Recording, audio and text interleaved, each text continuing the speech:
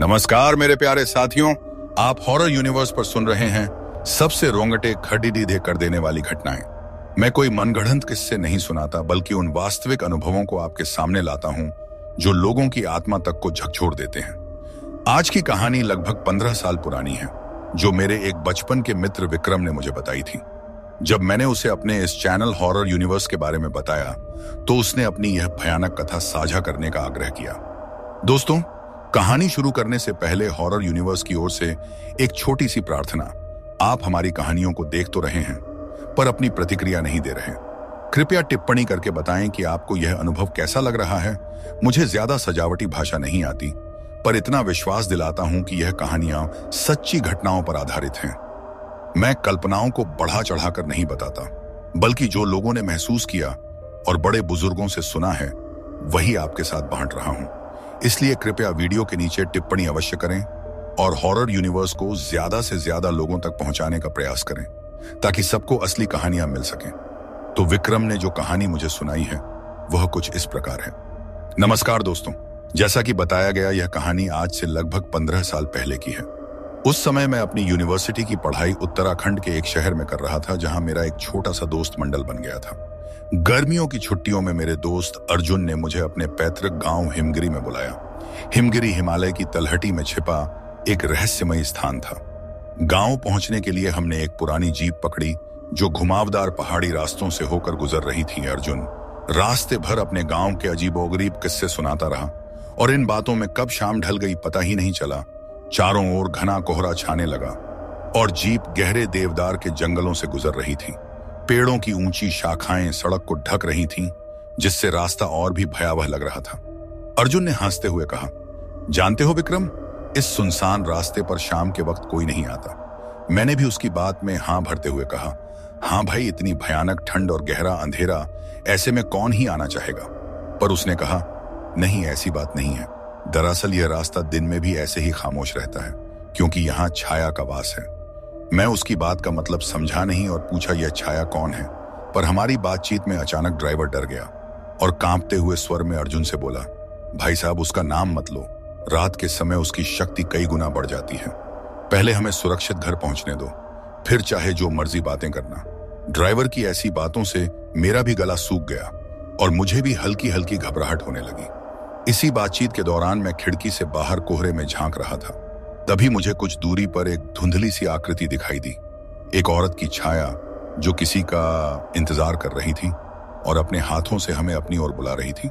उसकी आंखें कोहरे को चीरकर हमें देख रही थीं, और जैसे ही मैंने उसे देखा, मेरे पूरे शरीर में सिहरन दौड़ गई।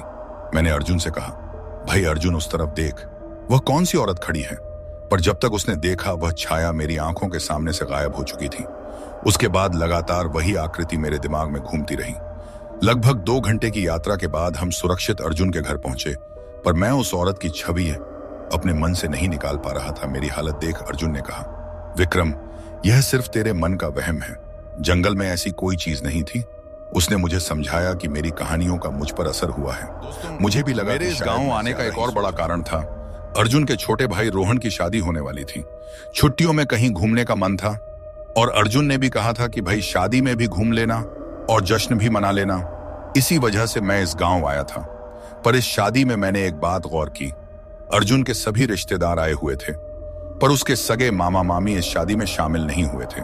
जब मैंने अर्जुन से इसका कारण पूछा तो उसने बताया कि कुछ दिन पहले ही उसके पिता और मामा के बीच पुश्तैनी जमीन को लेकर झगड़ा हुआ था, और तब से वे नाराज हैं। लेकिन शादी वाले दिन जो आपदा आई, उसने सबका चैन छीन लिया, और यह कोई छोटी मोटी बाधा नहीं थी।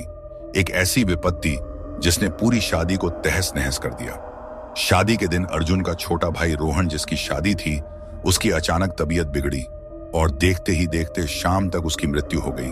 पूरे घर में मातम छा गया। किसी को कुछ समझ नहीं आ रहा था कि यह सब क्या हो गया। मैं भी अपनी दोस्ती निभाते हुए अर्जुन को सहारा दे रहा था, पर ऐसी विकट परिस्थिति में भी उसके मामा कहीं दिखाई नहीं दिए। धीरे धीरे 7-8 दिन बीते और माहौल थोड़ा सामान्य होने लगा। लेकिन फिर अचानक एक और बड़ी विपत्ति अर्जुन के परिवार पर टूट पड़ी। छोटे भाई की मौत को अभी 15 दिन भी पूरे नहीं हुए थे कि अर्जुन के बड़े भाई कबीर की भी उसी तरह मृत्यु हो गई जैसे रोहन की हुई थी। उन्हें कोई पुरानी बीमारी नहीं थी, वे स्वस्थ दिख रहे थे, पर अचानक उनकी तबीयत खराब हुई और कोई इलाज शुरू होने से पहले ही उनकी जान चली गई। कुल मिलाकर हम यहाँ शादी का आनंद लेने आए थे, पर 15 दिन के अंदर ही अर्जुन के 2 जवान भाइयों की मौत हो चुकी थी। अर्जुन के पिता पूरी तरह टूट चुके थे। आखिर उन्होंने अपने 2 जवान बेटों को इतनी कम अवधि में खो दिया था। अर्जुन के मामा मामी जो शादी और पहली मौत में शामिल नहीं हुए थे, इस बार लड़ाई भूलकर परिवार के साथ खड़े हुए। अर्जुन के पिता को भी उनके आने से थोड़ी राहत मिली। इन सब मुसीबतों के बीच मैं किसी काम से अर्जुन के कमरे में गया। वहां मैंने कुछ अजीब देखा। उस रात जीप में जो जंगल की छाया मैंने देखी थी, वही आकृति अर्जुन के कमरे में मौजूद थी। उसके बिखरे लंबे और गीले बाल, एकदम सफेद चमड़ी, सड़े हुए पैर और वह भयानक आंखें, और वह अर्जुन के कपड़े को ऐसे सूंघ रही थी जैसे कुछ ढूंढ रही हो। मैं डरा हुआ उसे देख रहा था। मैंने चिल्लाने की कोशिश की, पर मेरी आवाज नहीं निकली। मैं भाग भी नहीं पा रहा था, जैसे मैं जम गया था। तभी अचानक उसका भयावह चेहरा मेरी ओर आता दिखाई दिया। मेरी पूरी सिट्टी पिट्टी गुम हो चुकी थी और मैं चाहकर भी किसी को आवाज नहीं लगा पा रहा था। वह धीरे धीरे मेरे पास आने लगी और मेरी आंखों में देखने लगी और जोर जोर से हंसने लगी। अचानक उसकी मुस्कुराहट धीमी हो गई और मेरी आंखों में देखकर वह मंद मंद मुस्कुराने लगी। यह देख मेरी हालत खराब हो गई। मेरे पूरे शरीर में कंपी छूट गई। मेरे रोंगटे खड़े हो गए। दोस्तों, बताते हुए शर्म तो आ रही है, पर सच्चाई यह है कि उस पल मेरा पैंट गीला हो चुका था।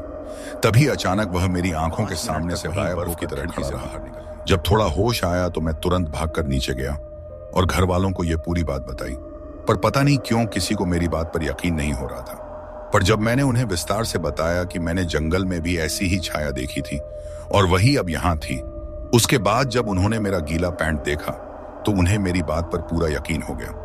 उनका विश्वास तब और गहरा हो गया जब उन्होंने अर्जुन के कमरे में जंगल की मिट्टी देखी। पर गांव के कुछ लोगों के मन में अभी भी शंका थी। गांव वाले तरह तरह की बातें कर रहे थे कि यह एक चुड़ैल है जो कई सालों पहले भी गांव को परेशान करती थी और अब दोबारा आ रही है। जब मैंने गांव वालों से ऐसी बातें सुनी तो मुझसे रहा नहीं गया कि आखिर यह पूरा माजरा क्या है। तो मैंने अर्जुन से बात करना उचित समझा। आखिर वही बता सकता था कि यह चुड़ैल कौन है और क्यों उनके परिवार के पीछे पड़ी है, क्योंकि उसके 2 भाइयों की मौत हो चुकी थी। तो अब मुझे पक्का विश्वास हो गया था कि उनकी मौत कोई बीमारी नहीं, बल्कि इस चुड़ैल का ही काम था और अब शायद वह अर्जुन के पीछे पड़ी थी। मैंने अर्जुन से पूरी जानकारी लेने को कहा तो उसने मुझे एक कहानी सुनाई। उसने बताया कि करीब 25 साल पहले गांव में एक मायावी पिशाचिनी का आतंक था। वह बच्चों को गायब कर देती थी। तभी मेरे पिता और मामा ने एक बहुत ही सिद्ध तांत्रिक बाबा को गांव बुलाया और उस पिशाचिनी को गांव से एक गुफा में भगाया था। पर बाबा ने चेतावनी दी थी कि वह तब तक ही गुफा में रहेगी जब तक कोई मनुष्य उसे खुद गुफा से गांव न ले आए। अब सवाल यह था कि किसी ने जानबूझकर उसे वापस बुलाया है या कोई और बात है, और अर्जुन के भाइयों को मारने की उसकी क्या वजह थी। पर एक बात स्पष्ट थी कि अर्जुन के दोनों भाइयों को खत्म करने के बाद उसका अगला निशाना खुद अर्जुन था और मुझे अपने दोस्त को इस पिशाचिनी के खतरे से हर हाल में बचाना था। पूरे गांव में इस पिशाचिनी की खबर आग की तरह फैल चुकी थी। सब बात कर रहे थे कि उसका अगला शिकार अर्जुन है। पिशाचिनी का काला साया पूरे गांव की खुशियों को निगलने को तैयार था, जिसकी शुरुआत अर्जुन के भाइयों की मौत से हो चुकी थी और अब अगली बारी अर्जुन की थी। वहीं अर्जुन के परिवार वालों की बात करें तो उसके पिता की हालत बुरी थी। जब से उन्हें पता चला कि वह पिशाचिनी अर्जुन के कमरे में भी पहुंच चुकी थी, वे बहुत तनाव में आ गए थे, क्योंकि वे पहले ही 2 जवान बेटों को खो चुके थे और तीसरे को नहीं खोना चाहते थे। वहीं अर्जुन के मामा, जो इस मुसीबत में उनके साथ खड़े थे, वे अर्जुन के पिता को ढांढस बंधा रहे थे कि हमें साहस और सूझबूझ से काम लेना होगा, और उस पिशाचिनी पूरे घर और रिश्तेदारों को संभाल रही थी। अर्जुन की मामी बेहद खूबसूरत थी, मानो जैसे कोई स्वर्ग की अप्सरा सबको मोहित करने आई हो। खूबसूरत आंखें जिन्हें देख ले वह मोहित हो जाए। हालांकि यह बात मुझे थोड़ी अखर रही थी, क्योंकि मामा की उम्र काफी ज्यादा थी और मामी इतनी जवान कैसे हो सकती थी। मेरा दिमाग थोड़ा ठनका, पर मैंने इस पर ज्यादा ध्यान नहीं दिया। अचानक मामी मेरी तरफ आई। पास आकर उन्होंने मुझसे पूछा, बेटा चाय पियेंगे? वे मेरी हम उम्र ही लग रही थी, पर उनके मुंह से बेटा सुनकर मुझे अच्छा नहीं लगा, पर मैं कर भी क्या सकता था। उन्होंने बेटा बोल दिया सो बोल दिया, पर मेरा दिमाग जरूर ठनका था कि मामा के साथ उनकी जोड़ी कैसे बैठ गई। मैंने अर्जुन से इस बारे में पूछा तो उसने कहा कि मामा की दूसरी शादी हुई थी उनकी पहली पत्नी की मृत्यु के बाद। खैर, मैंने इस बात को यहीं छोड़ दिया।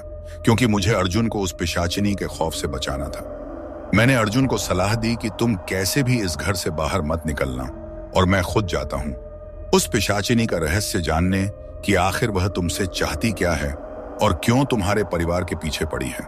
पूरा गांव पहले से ही बहुत डरा हुआ था। ऊपर से अगर मैं किसी गांव वाले से कोई सवाल करता तो वे चुप हो जाते, क्योंकि गांव वालों को लगता था कि कोई पिशाचिनी को रोक नहीं सकता और वह इस घर को बर्बाद करके रहेगी और अर्जुन की मौत पक्की है। मैं किसी से भी सवाल कर रहा था, पर किसी भी गांव वाले में हिम्मत नहीं हो रही थी कि वे मेरे सवालों के जवाब दें। मैं पूरे गांव के चक्कर काट चुका था और सुबह का निकला हुआ शाम तक मुझे एक सवाल का जवाब तक नहीं मिला था। आखिरकार थक हार के मैं वापस अर्जुन के घर की ओर निकल पड़ा, पर अचानक रास्ते में मुझे लगभग 90 वर्ष की एक वृद्धा मिली जो शायद इस वक्त अपने घर का रास्ता भूल गई थी। उसने मुझे आवाज लगाई कि मुझे घर पहुंचा दो। मैं वृद्धा को उसके घर पहुंचाने चल पड़ा। मैंने सोचा इनकी उम्र हो गई है, शायद इन्हें उस पिशाचिनी के बारे में पता हो। मैंने पूछा, अम्मा उस पिशाचिनी के बारे में कुछ जानती हो क्या? पर अम्मा कुछ नहीं बोली। रास्ते भर मैं उनसे यही पूछता रहा, पर उन्होंने मेरी बातों को नजरअंदाज किया। मुझे लगा शायद यह भी कुछ नहीं बताएंगी। मैं उनको उनके घर छोड़कर जैसे ही जाने लगा, उन्होंने मेरा हाथ पकड़ लिया और बोली, तनिक भीतर तो आओ बच्चा। उन्होंने कहा, पिशाचिनी के बारे में खुलेआम बातें नहीं करनी चाहिए, वह इन हवाओं के जरिए सब सुनती है। अब बताओ क्या जाना है तुम्हें? मैं बोला, अम्मा उस पिशाचिनी के बारे में सब कुछ जानना है, पर शुरुआत से जहां मैं पूरे गांव में घूमकर उस पिशाचिनी की कहानी का पता लगाने की कोशिश कर रहा था और आखिरकार उस बूढ़ी अम्मा ने मुझे उसके बारे में पूरी कहानी सुनाना शुरू कर दी। पर दूसरी ओर काफी रात हो चुकी थी, तो अर्जुन के घर वाले भी सब चिंतित थे और मेरे न पहुंचने पर वे मेरी भी चिंता कर रहे थे कि कहीं मैं भी उस पिशाचिनी के जाल में न फंस गया हूं। पर अर्जुन के पिता को अपने बेटे की ज्यादा चिंता थी, तो उन्होंने और उसके मामा ने दोबारा फैसला किया कि वर्षों पहले जिस तांत्रिक बाबा के पास वे गए थे वे वापस जाएंगे और उस पिशाचिनी को दोबारा गांव से बाहर करवाएंगे। अर्जुन के पिता ने अपनी जीप निकाली और मामा को साथ बैठाकर उस तांत्रिक बाबा के पास जाने का फैसला किया। पर अचानक उन्हें ख्याल आया कि अर्जुन को यहाँ अकेला छोड़ना ठीक नहीं होगा, तो उन्होंने मामा को उतार दिया और कहा कि अब अर्जुन को संभालने की जिम्मेदारी तुम्हारी है। जब तक मैं उस तांत्रिक बाबा को घर पर लेकर नहीं आ जाता, तो अर्जुन के मामा ने भी उन्हें पूरा भरोसा दिलाया कि आप जल्दी से जल्दी तांत्रिक बाबा को लेकर आइए, तब तक अर्जुन की पूरी सुरक्षा का जिम्मा मैं संभालता हूं। ऐसा भरोसा पाकर अर्जुन के पिता अपनी जीप में ड्राइवर को साथ ले जाकर बाबा को लाने के लिए निकल पड़े। वहीं दूसरी ओर मैं गांव के एक कोने में उस वृद्धा के साथ बैठा हुआ था जो मुझे उस पिशाचिनी की कहानी बता रही थी। वृद्धा मुझसे कहती है कि तुम क्या जानना चाहते हो? तो मैंने कहा कि मैं सुबह से शाम तक पूरे गांव के चक्कर लगा चुका हूं, पर कोई मुझे उस पिशाचिनी के बारे में जानकारी नहीं दे रहा। तो जो कुछ भी जानकारी है उस पिशाचिनी के बारे में, वह सब कुछ जानना चाहता हूं। यह गांव उससे क्यों डरता है और क्यों उसके बारे में कोई बात नहीं करना चाह रहा? अचानक वृद्धा ने मुझसे चिल्लाकर कहा, क्या ही कर सकते हैं? ये गांव वाले ये सब के सब मूर्ख हैं। इन्होंने पहले भी कुछ नहीं किया था और अब भी कुछ नहीं कर पाएंगे और न ही कुछ बोल पाएंगे। तो मैंने उनसे पूछा कि आप किस बारे में बात कर रही हो? जरा मुझे विस्तार से शुरू से इस कहानी को बताओ। तो वृद्धा जमीन पर बैठ गई और मुझे भी अपने पास बैठने को कहा। तो मैं वृद्धा के बगल में ही बैठ गया और जल्दी से पिशाचिनी की पूरी कहानी सुनने को लेकर उतावला हो रहा था। तो वृद्धा ने अपनी कहानी कहना शुरू की। वह बोली, करीब आज से 20 साल पहले इस गांव में एक सुंदर नाम की औरत थी जो बच्चियों को बुनाई का काम सिखाती थी। उसे बच्चों से बहुत लगाव था, पर कुदरत का खेल देखो, 5 साल में एक बच्चा भी न हुआ। उस बेचारी को गांव समाज तो छोड़ो, उसका पति, उसका देवर सभी ताना मारते थे, उसे बांझ कहते, उसे दुत्कारते थे। वह बेचारी रोती भी तो किसके सामने? ऐसे में उसे सहारा मिला दूसरे गांव से आए एक अकेला मजदूर जिसका नाम था कश्यप, और उस कश्यप की एक बेटी भी थी जिसका नाम था नंदिनी। उसकी बेटी नंदिनी सुंदर कश्यप के साथ ही रहा करती थी, यानी जो मजदूर था कश्यप वह भी अकेला था। वहीं दूसरी ओर जो सुंदर थी उसे भी गांव में किसी का सहारा नहीं था, सब उसे ताना मारते थे। तो इसी वजह से उस मजदूर कश्यप और सुंदर के बीच आपस में मेलजोल बढ़ जाता है। दोनों एक दूसरे को पसंद करने लगते हैं। दोनों चोरी चुपके मिलने लगे और एक रात को उन्होंने गांव छोड़कर भागने का निर्णय किया। पर किसी से मोहब्बत करो तो जग जाहिर हो जाता है। और फिर सुंदर के पति को इस बात की भनक हो गई और वह सुंदर पर बहुत गुस्सा हुआ। इतना गुस्सा शायद वह उसे जान से खत्म करने को उतारू था। साथियों, वृद्धा के द्वारा इस कहानी को सुनाते सुनाते मैं इसमें बहुत ज्यादा इंटरेस्टेड हो गया था और मैं बूढ़ी अम्मा को बीच में टोकते हुए कहता हूं, उसके बाद क्या हुआ अम्मा? क्या वे दोनों गांव से भागकर निकल पाए या नहीं? साथियों, एक तरफ जहां मैं इस कहानी में पूरी तरह से खो चुका था, तो दूसरी ओर मेरे दोस्त अर्जुन के पिता उन तांत्रिक बाबा को बुलवाने के लिए निकल चुके थे। रात के अंधेरे में ही अर्जुन के पिता ने बाबा के पास जाने का फैसला किया था और जैसा कि मैंने पहले ही बता दिया था कि रात के अंधेरे में उस पिशाचिनी की ताकत और ज्यादा बढ़ जाती है, तो एक तरह से उन्होंने एक बहुत बड़ा जोखिम लिया था। जीप का ड्राइवर जंगल से उस जीप को जल्दी से निकालने के लिए बहुत तेज स्पीड पर चला रहा था, पर अचानक उनकी जीप के आगे एक जलती हुई आकृति सामने आ जाती है। ड्राइवर अचानक अपने सामने यह दृश्य देखकर भयभीत हो जाता है और जीप को मोड़कर रोकना चाहता है, पर दूसरी ओर जीप के साथ बड़ा हादसा हो जाता है और तभी उनकी जीप के पास वह जंगल की छाया भी आ जाती है, यानी वह पिशाचिनी वहां पहुंच जाती है और मेरे दोस्त के पिता को उठाकर ले जाती है। वहीं दूसरी ओर मैं अम्मा की कहानी में खोया हुआ था, तो मैंने अम्मा से दोबारा पूछा, क्या हुआ अम्मा? क्या वे दोनों भागकर गांव से बाहर निकल पाए या नहीं निकल पाए? तो अम्मा कहती हैं, नहीं, वे भागकर नहीं निकल पाए, क्योंकि सुंदर के ससुराल वालों को इसकी भनक लग गई थी कि वह एक मजदूर के साथ प्रेम में पड़ चुकी है और दोनों गांव से बाहर भागने वाले हैं। तो उन्होंने सुंदर को पकड़कर एक कोठरी में कैद कर दिया। उसका पति और उसका देवर दोनों मिलकर उसे खूब पीटते थे और मारते थे। काफी समय तक उसे कोठरी में कैद रखा गया, उसके साथ मारपीट की गई। पर फिर एक दिन उस मजदूर की बेटी नंदिनी को सुंदर की बहुत याद आई, तो वह उससे मिलने के लिए अपने घर से निकल जाती है। वहीं दूसरी ओर उसके घर से निकलते ही सुंदर के देवर ने उस मजदूर कश्यप के घर पर अपने आदमी भिजवा दिए और कश्यप को खूब पिटवाया। उसे इतना मारा कि वह बेहोश हो गया और फिर बाद में उसी के घर को जला दिया गया और उस आग में वह मजदूर कश्यप मर जाता है। उन लोगों को लगा कि कश्यप के साथ उसकी बेटी भी इस आग में झुलस कर खत्म हो गई होगी, पर चूंकि वह तो सुंदर से मिलने के लिए पहले ही अपने घर से बाहर निकल चुकी थी। वहीं दूसरी ओर हम सुंदर की बात करें तो उसे एक कोठरी में कैद करके रखा गया था, जहां उसका पति उसे बुरी तरह पीट रहा था। नंदिनी उस कोठरी के पास पहुंच चुकी थी जहां सुंदर को कैद करके पीटा जा रहा था और उस कोठरी की खिड़कियां खुली हुई थी। नंदिनी खुली खिड़कियों के पास से चुपके से छिपकर यह पूरा नजारा देख रही थी और अपनी आंखों के सामने सुंदर को बुरी तरह पीटते हुए और रोते हुए देख रही थी। कहानी सुनाते सुनाते ही बूढ़ी अम्मा मुझसे कहती हैं कि तुम्हें इस गांव की एक बात और बताऊं। तो मैंने उत्सुकता से कहा, हाँ हाँ जरूर बताइए। तो उन्होंने कहा कि हमारे गांव को मंत्रों की भूमि कहते हैं। हमारे यहाँ छोटे छोटे बच्चों को भी मंत्रों के बारे में पूरी जानकारी है और वे खुद छोटे मोटे मंत्र कर सकते हैं। तो मैंने बड़ी हैरानी से कहा, तो क्या नंदिनी के पास भी ऐसे कोई मंत्र थे? अगर उसके पास मंत्र थे तो वह सुंदर की जान क्यों नहीं बचा पाई? क्या उसने मंत्रों का इस्तेमाल किया? तो वृद्धा ने कहा कि हाँ, सुंदर को पीटते हुए देखकर नंदिनी अपने सब्र का बांध तोड़ चुकी थी। वह खिड़की से झांक कर यह सब कुछ नजारा देख रही थी। अब अगली बार जैसे ही सुंदर के पति ने उसको पीटने के लिए अपना हाथ उठाया, तो नंदिनी ने अपने मंत्रों का इस्तेमाल करते हुए सुंदर के पति को हवा में ही रोक दिया और अचानक से उसका पति जमीन पर धड़ाम होकर गिर जाता है और उसके पति का आधा शरीर लकवाग्रस्त हो जाता है। हालांकि सुंदर नंदिनी के मंत्रों के बारे में जानती थी, क्योंकि कश्यप ने उसे पहले ही बताया था कि मेरी बेटी के पास थोड़ी बहुत अलौकिक शक्तियां हैं, पर वह अभी उनमें पूरी तरह से परिपक्व नहीं है। वह थोड़ा बहुत मंत्र कर लेती है, पर सुंदर के अलावा किसी को भी यह पता नहीं था कि यह पूरा मंत्र नंदिनी ने किया है। तो पूरे गांव में यह खबर फैल गई थी कि सुंदर खुद एक पिशाचिनी है, क्योंकि गांव वालों को नंदिनी के बारे में जानकारी नहीं थी। सब गांव वाले कहने लगे कि सुंदर ही पिशाचिनी है और उसने अपने ही पति को। गांव वाले सुंदर के हाथ धोकर पीछे पड़ गए। सब उसको खत्म करने की बातें करने लगे। आखिरकार गांव की चौपाल में सुंदर के देवर ने यह फैसला किया कि हम उसे जिंदा जलाकर मार डालेंगे, और पूरे गांव में इस प्रस्ताव को कोई नहीं ठुकरा सका, क्योंकि पूरा गांव सुंदर के देवर की बात से सहमत था।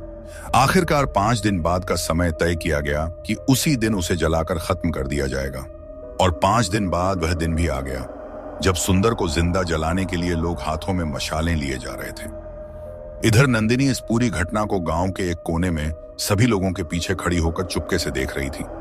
उसने सुंदर को बचाने के लिए अपनी पूरी अलौकिक शक्तियों का इस्तेमाल करना चाहा, पर वह चाहकर भी अपनी शक्तियों का इस्तेमाल नहीं कर पा रही थी, क्योंकि पूरा गांव उसको मारने पर तुला था।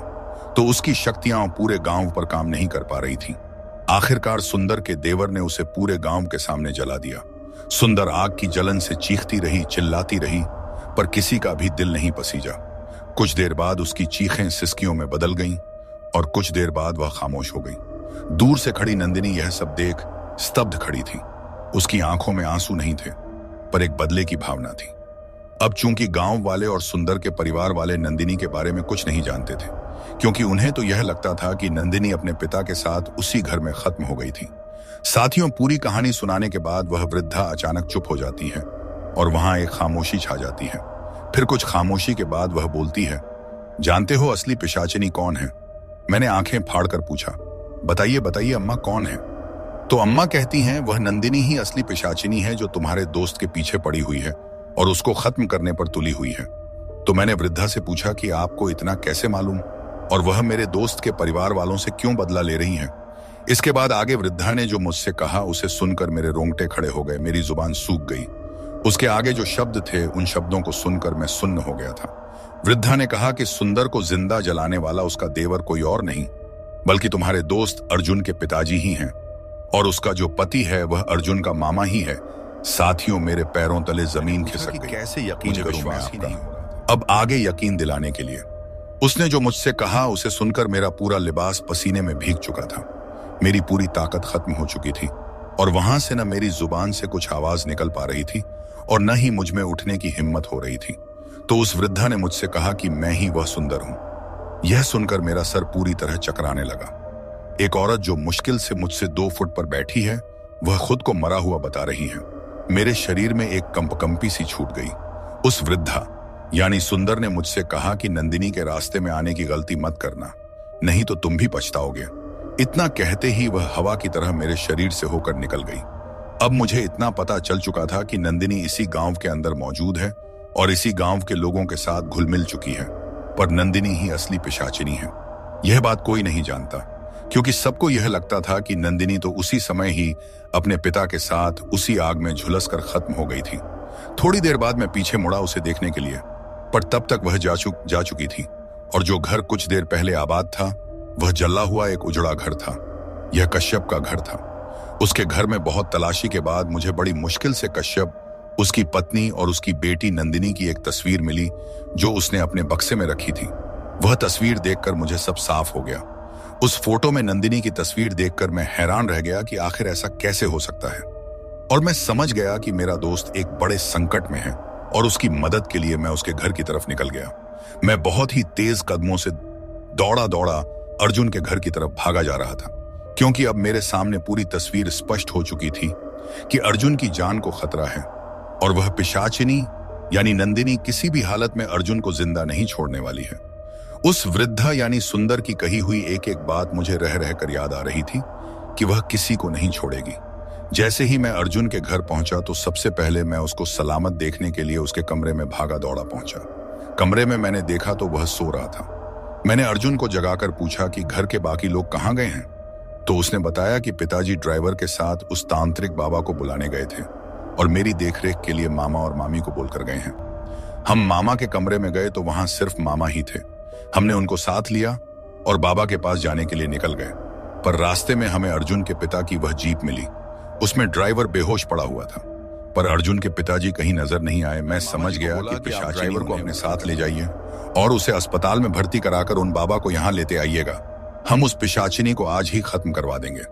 मामा ड्राइवर को साथ में बैठाकर दूसरी जीप में निकल गए। मैं और अर्जुन अंकल जी को जंगल में खोजने लगे। उसी बीच मैंने अर्जुन को सारी सच्चाई बता दी कि आखिर यह सब क्या और क्यों हो रहा है। सच्चाई सुनकर अर्जुन को बहुत बुरा लगा। वह रोने लगा कि जिनको वह दुनिया का सबसे बेहतरीन इंसान समझता था, वह उसके पापा, उन्होंने इतना घटिया काम किया है। पर पिता भी तो अपने थे। उसने बोला कि उनको बचाने के लिए खुद को कुर्बान करना पड़े तो भी करूंगा। मुझे अपने दोस्त पर गर्व था। आधी रात हो चुकी थी और न जाने क्यों चांद धीरे धीरे लाल हो रहा था, जैसे कि किसी ने खून चढ़ाया हो उस पर। यह सब देखकर हम दोनों थोड़ा डर गए थे, पर हमने अपनी खोज जारी रखी। थोड़ी देर बाद हम जंगल के बीचों बीच में पहुंच गए। वहां हमें एक अजीब सा रुद्राक्ष का पेड़ मिला। बाहर से तो बहुत मोटी खाल पर अंदर से खोखला था। उस पेड़ के तने के पास एक सुरंग बनी हुई थी, पर वह सुरंग बहुत ही मोटी थी, जिसमें कोई भी आदमी आसानी से चला जाए। बचपन में मैंने सुना था कि पेड़ों में सुरंग बनाकर परियां रहती हैं, पर जो मैंने देखा वह तो कोई पिशाचिनी थी। हम दोनों अपनी जान बचाकर कुछ झाड़ियों के पीछे छुप गए और उस पिशाचिनी के जाने का इंतजार करने लगे। वह पिशाचिनी सुरंग में से निकली और चारों ओर देखने लगी। उसे शायद हमारे होने का अंदाजा हो गया था। कुछ देर वह रुकी, फिर वह चली गई। उसके जाने के बाद हम भी जंगल से घर की तरफ भागे और मामा का इंतजार करने लगे।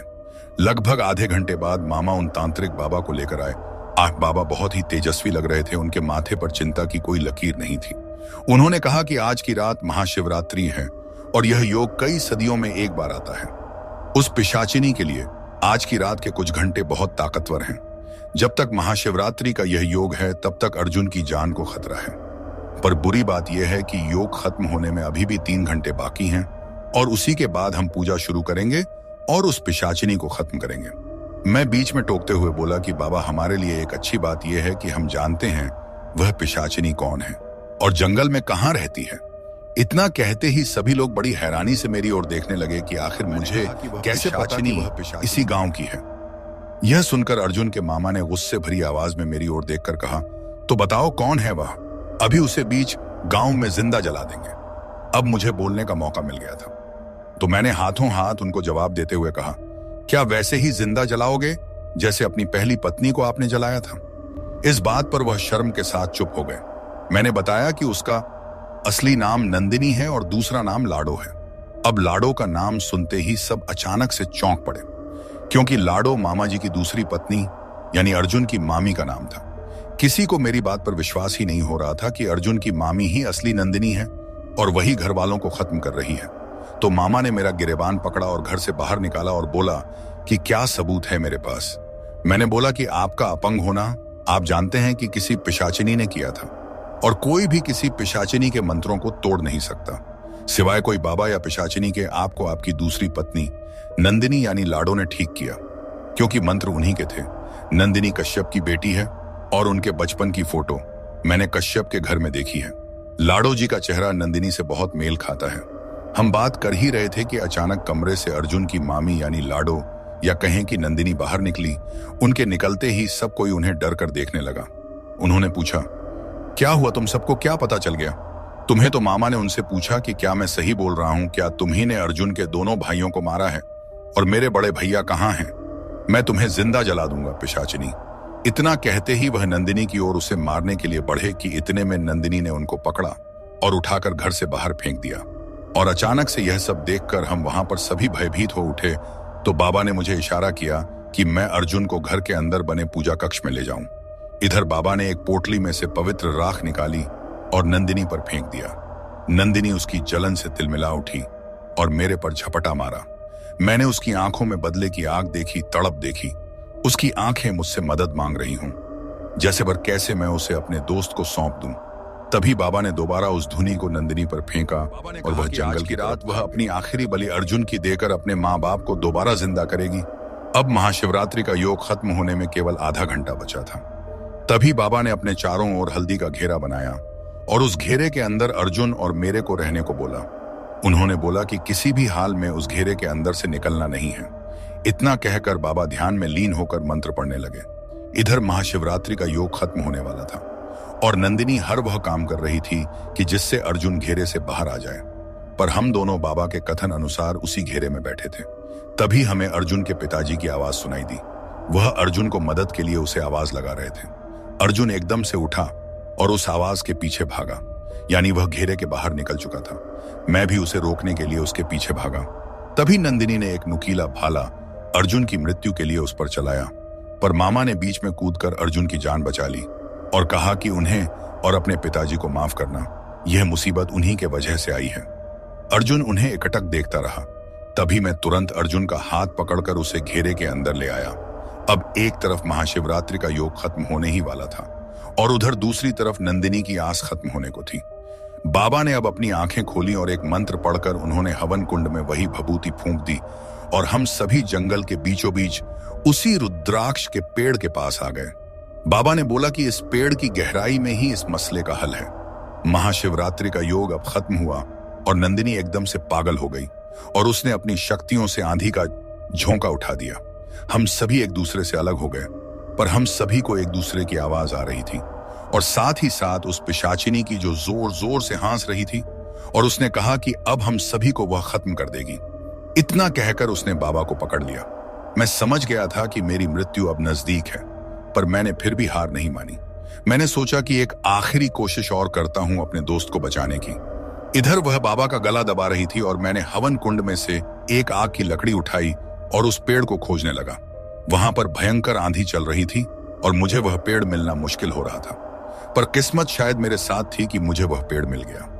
मैं उस पेड़ की सुरंग में से घुसकर नीचे पहुंचा तो मैंने देखा कि कश्यप और सुंदर की आधी जली और सड़ी लाश नीचे थी। और फिर मैंने वह किया जिससे यह सब शुरू हुआ था। मैं ऊपर गया और मैंने देखा कि बाबा ने उसे अपने मंत्र से काबू कर लिया है। मैंने बोला कि बाबा, इस पेड़ के नीचे इसके माँ और पिताजी की लाश है। इस पेड़ को जलाकर इस कहानी को खत्म करते हैं। बाबा ने इसकी इजाजत दे दी। चीखती रही, चिल्लाती रही, पर मैंने अपने दोस्त की तरफ देखा और माँ काली का नाम लेते हुए वह जलती हुई लकड़ी को उस पेड़ पर फेंक दिया। उसने बाबा की कैद से खुद को आजाद किया और जलते हुए उस पेड़ में समा गई। और इस तरह से मेरा दोस्त उस पिशाचिनी के बदले से बच गया। आज 15 साल हो गए इस घटना को। मैं इसके बारे में सोच ही रहा था कि तभी मेरे दोस्त अर्जुन का फोन आया और उसने कहा कि यार विक्रम, जानते हो ना, आज के ही दिन मैंने अपने पिताजी को खोया था 15 साल पहले, पर आज वह वापस आए हैं। उनको उतना कुछ तो याद नहीं है, बस गांव का नाम ही याद था। तो एक महिला उन्हें यहां तक ले आई है। पिताजी की देखभाल अब वही करेंगी। और जानते हो इनका नाम क्या है? उनका नाम है नंदिनी। तो मेरे प्यारे साथियों, आज की यह स्टोरी यहीं पर कंप्लीट होती है। यह कहानी मेरे बचपन के एक दोस्त ने मुझे बताई थी कि उसके साथ यह घटना उत्तराखंड के अंदर घटी थी। बाकी आपको यह स्टोरी कैसी लगी? क्या इंटरेस्टिंग थी या बोरिंग करने वाली थी? यह मुझे आप कमेंट बॉक्स में जरूर बताएं। तब तक के लिए आप हॉरर यूनिवर्स पर इंतजार कीजिए। नेक्स्ट स्टोरी के लिए मैं गांव के और पुराने लोगों से बात कर रहा हूं ताकि एक बढ़िया सी स्टोरी आपके लिए ला सकूं। तब तक के लिए अपना ध्यान रखिए और दूसरों का भी ख्याल रखिए।